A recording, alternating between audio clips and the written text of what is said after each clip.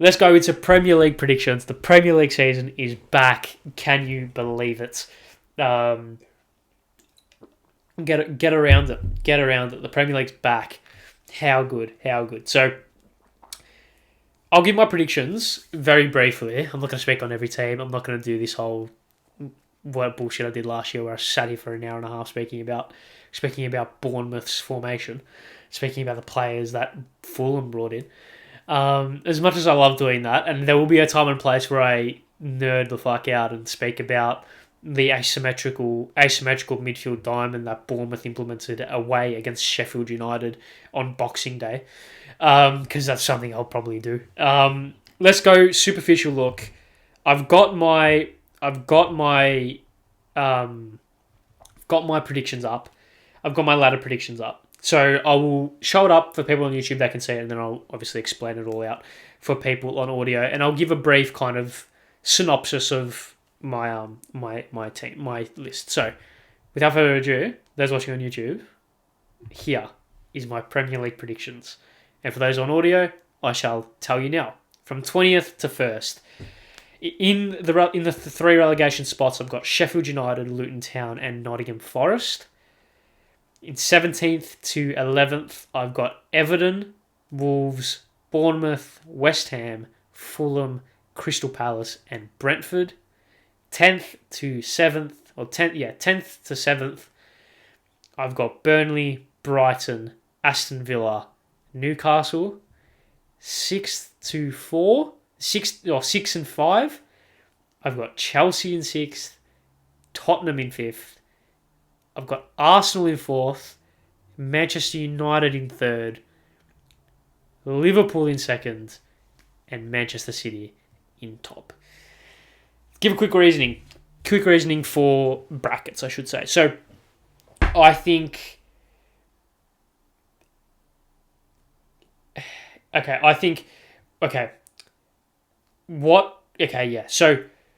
how do I explain this? How do I explain my thought process in a way? I think the relegation 3, I think they're confirmed down for 2 reasons. I think Sheffield United squad is abhorrent.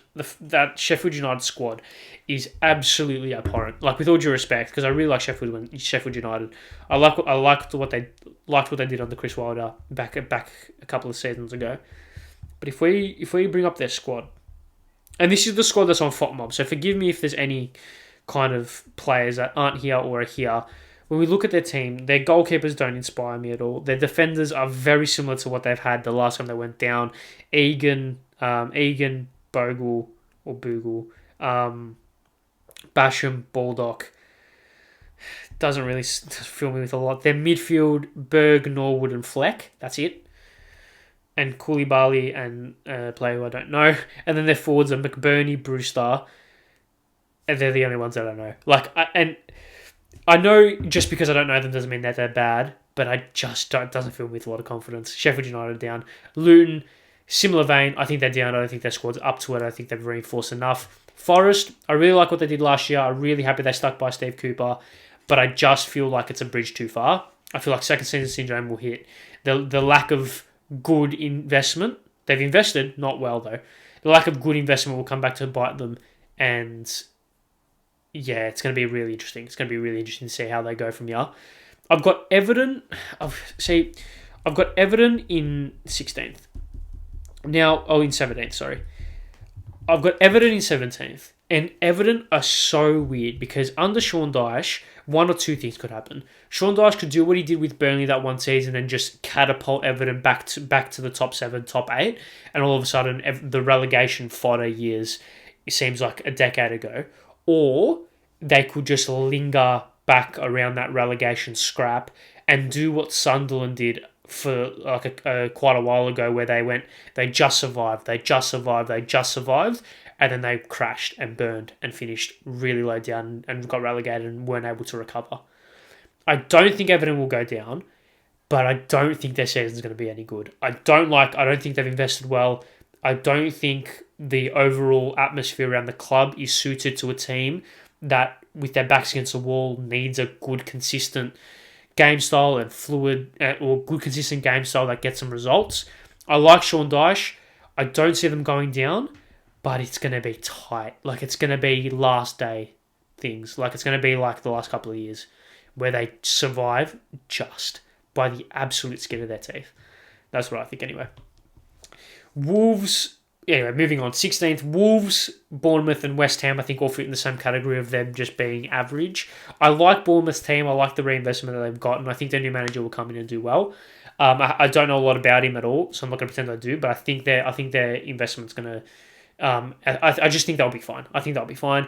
Fulham, Palace, Brentford, I think are teams that are going to be good but will struggle just slightly. Brentford with no Tony for 6 months, that's going to hurt them. Palace don't have a recognised striker, which is going to hurt them, or a good recognised striker anyway, despite the talents of Elise and Eze, who one of them might leave. Both of them might leave, who knows. But I really like them, but obviously those two can't win you consistent football games. And Roy Hodgson is about 10 minutes away from death, so we'll see whether or not that eventuates. And Fulham, I just think a little bit of second season syndrome with them as well. I just think they'll be fine. Burnley, I think, will be really good. And I think I didn't watch a lot of Championship last year, granted, but I think Burnley are a team that will just be good. I just think Burnley are a team that will just be good, fun to watch under company. I really like their 1-2 punch up front with Bear with me here as I get up their squad. I don't want to butcher their names. That's all. I really like their squad, especially in the attacking half. I like their 1-2 punch. Up front, Obafemi I think is really good. That two strike formation that they played in the Championship last year, I think was very good. I think they've invested quite well. I like Company as a manager. Yeah, I like Burnley. I like Burnley a lot. Brighton, Villa. So I think Brighton, Villa, Newcastle are going to fill that 7, 8, 9 spot. This is kind of my take, right? This is kind of my take. I think this season is going to be normal. And by normal, I mean the top 6 will finish in the top 6, so spoiler. The top 6 will finish in the top 6. The bottom 3 will be the bottom 3 that everyone kind of expects. Yeah, we might see an Everton teeter along relegation, but I don't really think that's a surprise anymore. I think the FA Cup will be United versus Liverpool, or City versus Chelsea, or City versus Tottenham, whatever. The League Cup, similar. I think last year was mental with a lot of things that happened. I think this year we'll just return back to normality for the most part, and it's going to be, quite frankly, a pretty boring year, in my opinion. I don't know, I just get this vibe when it comes to upsets. Yeah, you'll get upsets. Yeah, Luton might beat Tottenham away from home, who knows. But I think the top 6 will finish in the top 6. The bottom 3 will be relatively kind of predictable. The Cup winners will be predictable. The Champions League winners will be predictable. The Europa League winners will be predictable.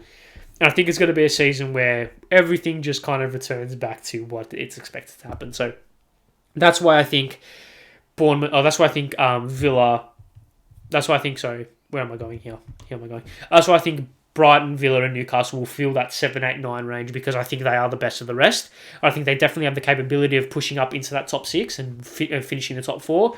I don't think it's going to do it for them. I think Newcastle's Champions League ventures will hurt them. I think Villa's Conference League ventures will hurt them, as well as I think Brighton are in Europe as well. Yeah, they are. So I think that will hurt their ability to get into the top 6. But I don't see anyone else being better than them to the point where they finish above them. So I don't see Brentford being better than Brighton, Villa or Newcastle across the year to finish above them. I don't see Palace being better than those two teams over the course of the season to finish above them. I don't see Fulham, West Ham, Bournemouth down being better than them to finish above them. So yeah, that's what I believe in that respect.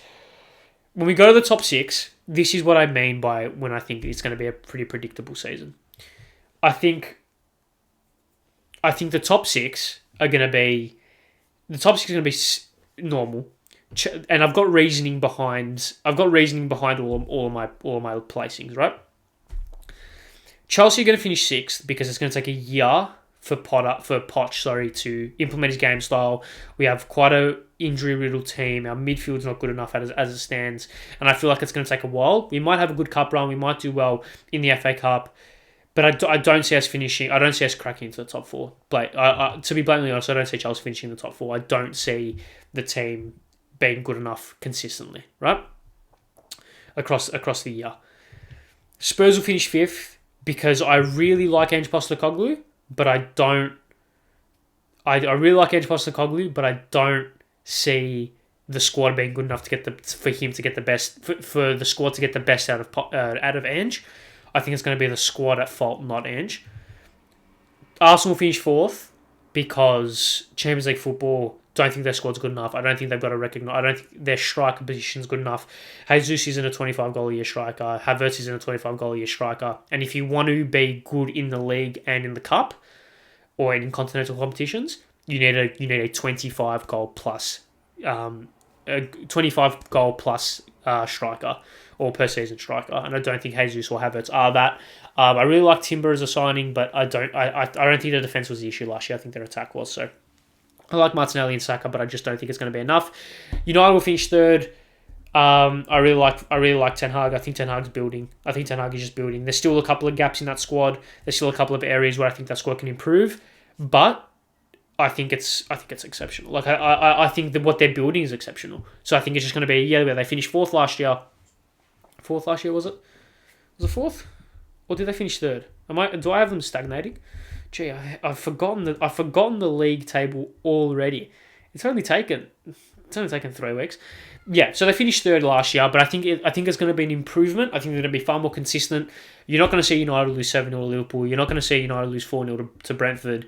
You're just going to see a very consistent, very balanced United team that is going to finish third and is just going to be ticking along nicely. I really like the midfield of Mount, Casemiro and Bruno Fernandes. Mount leaving Chelsea hurts me to my soul. But no, yeah, I just think they're going to be ticking along nicely. Liverpool in second, I think they're going to return back to their old ways. I think it took them a year. Last year was their refresher year. Nunes is going to hit the ground running. Jacopo is going to hit the ground running. Jota's going to hit the ground running again after a kind of not underwhelming season, but an injury-riddled season last year. I like McAllister as a signing. I like Sabolazai as a signing. Yeah, the defence needs a little bit of work, in my opinion, probably barring the first two defenders. Their depth kind of decreases quite quickly. But I think they'll be good. And I think they're going to return to just how good they are. I think they're going to make Anfield a fortress once again. And City top, because City are the best, and their squad's ridiculous. Their squad's ridiculous. Yeah, their depth maybe isn't that good, but they're going to sign 3 players in the last 10 days of the transfer window and win the league again comfortably, in my opinion. Their defence is the best defence in Europe by a country mile. Absolute country mile. I don't see a world in which... absolute country mile. Absolute country mile. Signing Gvardiol... can you even say anything at this stage? Just stupid. So yeah, they're my Premier League predictions. Rattling off again from bottom to top: Sheffield United, Luton Town, Nottingham Forest round out the bottom 3. Everton, Wolves, Bournemouth, West Ham, Fulham, Palace, Brentford round out the bottom half of the table. Burnley, Brighton, Villa, Newcastle round out 10th to 7th. Chelsea, Tottenham fill the Europa League places. Arsenal, United, Liverpool fill out the 2nd to 4th. And the league winners, Manchester City, once again, shock horror. Let's, what else we're going to speak about? Let's speak on Golden Boot. Okay, I know this podcast is going to be teetering on the hour mark. I apologise. Golden Boot will be... There's a lot. Salah's definitely within a shout. Salah's within a shout. If Kane stays, I feel like Kane is definitely within a shout. I think he will fit Ange's system quite well. Haaland, obviously, naturally. I feel like maybe someone offbeat. I feel like, you know what, Alexander Isak as a smoky Golden Boot chance, I don't mind it, especially if he is their Premier League striker, if that makes sense. Like, if he's the one that they prioritise for Premier League games in comparison to Champions League games, I feel like he could be a very, very big smoky for the Golden Boot. Because I really like the way he plays. He can play out for the left, can play out front. He's strong, he's quick, agile, brilliant first touch, brilliant technique, and he's a ruthless finisher as well. Alexander Isak, smoky Golden Boot, because I think Newcastle will be pretty consistent across the board this season. So while I won't go with him, while it'll probably be Haaland, boring as it is. I would love to see Nunes win it. Would love to see Nunes win it. I think it'd be great crack. I think it'd be great crack. I feel like it's Kane, Haaland, Nunes, Salah, Isaac, no one from Chelsea, United, Rashford maybe, Alvarez I think is a good shout. I think Gakpo could be a good shout. From Villa, Watkins maybe, Brighton probably not, and then I don't see anyone lower down the table. If Tony was playing a full season, maybe, but obviously he's not, so we'll also have to wait and see. Oh, it's really interesting because I think it depends on how teams perform. If we look at my predictions again, it would tend to me saying Haaland again, or it would tend to me saying someone like a Rashford because United do quite well, or a Liverpool player. Gun to my head, I will say Haaland again, just because it's the obvious choice. But I wouldn't be surprised if it's a smoky like Isaac, or I think Salah just wins it again because he's just that good. Young player of the season. You know what? Young player of the season, I'm going to go with Nicholas Jackson from Chelsea. From what I've seen this season of him, he has been electrifying for us. He scored, I don't know how many goals he scored in pre-season, but it's a few, right? It's a few. He's what? He can't be that. He's 22, so he's still eligible, I think. Let me just double check. Premier League young player of the year. Foden won it last year.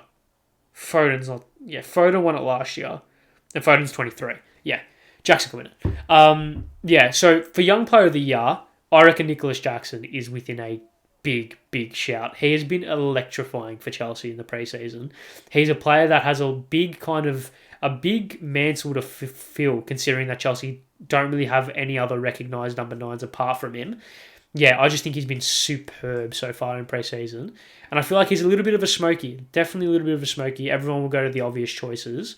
But I think if Chelsea are going to have any success this season, they're going to need a proper number 9 to start banging in goals. And if Nicholas Jackson can continue the form he's been having in the pre-season, I don't see any reason why it can't be him. Definitely not. I think he's been exceptional. So yeah, I'll go with Nicholas Jackson for young player of the year. What else do I need to speak on? What else is in my talking points? Manager of the year. Manager of the year. Should I just say Ange? Yeah, fuck it. Manager of the year, Ange Postecoglou. Why not? I can definitely see Tottenham finishing top 4. I've got them 5th. I'll be conservative. I've got them 5th. But yeah, why not? Ange top 4. Fuck it. Who cares? It would be really good if Ange wins Manager of the year.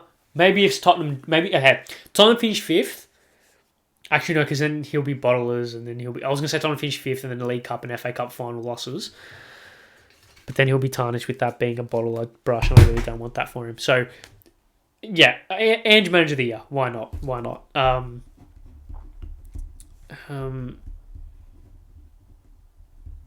Bear with. Yeah, so yeah, there you go. That's what I've got for that. That's all for the Premier League prediction. So yeah, there you go. I'm sure that's going to be quite interesting to look back on in a year's time. Didn't do that well last year, but I guess it is just one of those things, hey?